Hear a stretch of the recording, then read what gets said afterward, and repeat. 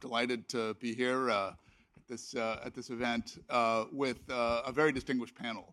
Our job is, there are two panels. Our job is the first panel is to understand the skills gap. So that means we get to be the pessimists, we get to focus on the problem, what the nature of the challenge is. And hopefully the panel that follows ours will come up with the solutions. They get to have the fun and be the optimists.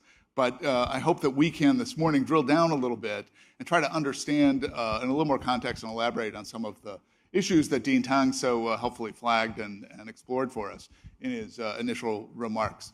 Let me offer just a little bit of broader context before we turn to the panelists themselves, and that is where we are right now in the moment of evolution in the economies of ASEAN. I remember first traveling around ASEAN nearly 15 years ago as a journalist. One of my first assignments was as China's manufacturing sector was starting to rise and really become prominent in the globe, was to understand how that was affecting other economies that had focused on manufacturing and light manufacturing, and were suddenly finding themselves in competition with an entity that had not previously really been included in the global economy. And so when I shifted to Fortune magazine, one of my first assignments there was to take 2 months and just fly around the region and do a big cover story called Coping with China. And it was fascinating to listen to people describe how they were wrestling with the difficulty of remaining competitive in the manufacturing sector with this emerging colossus to the north. Well, we're now at a very different moment in the evolution of the global economy and China's role in it.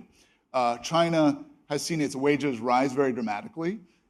It is to the point now where in many sectors it is no longer perceived as competitive by many global investors, by many Chinese manufacturers themselves, and they are looking for ways to diversify out of China. Meanwhile, China is trying to move into the services sector to have a larger role for consumption in its GDP, creating an enormous opportunity for regions like this one. An opportunity that many people thought perhaps had passed has now come back full circle. And yet the challenge for ASEAN is that much of the growth over the last 10 to 15 years during that period, although it's true as Dean Tang and Mr. Wanandi have pointed out, the growth has been very high compared to other regions in the world. Predominantly that growth has come from adding laborers to the workforce, putting more bodies into the labor force has generated growth. That can't continue indefinitely. And so the challenge now to continue to achieve the growth rates that we've had historically is to find ways that we can raise productivity in ASEAN.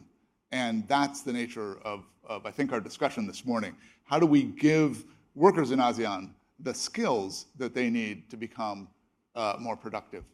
Let me turn, if I can, first to President DeMeyer and ask you a little bit about your thoughts on this. We've heard a lot about this term, the skills gap. You know, as an economist,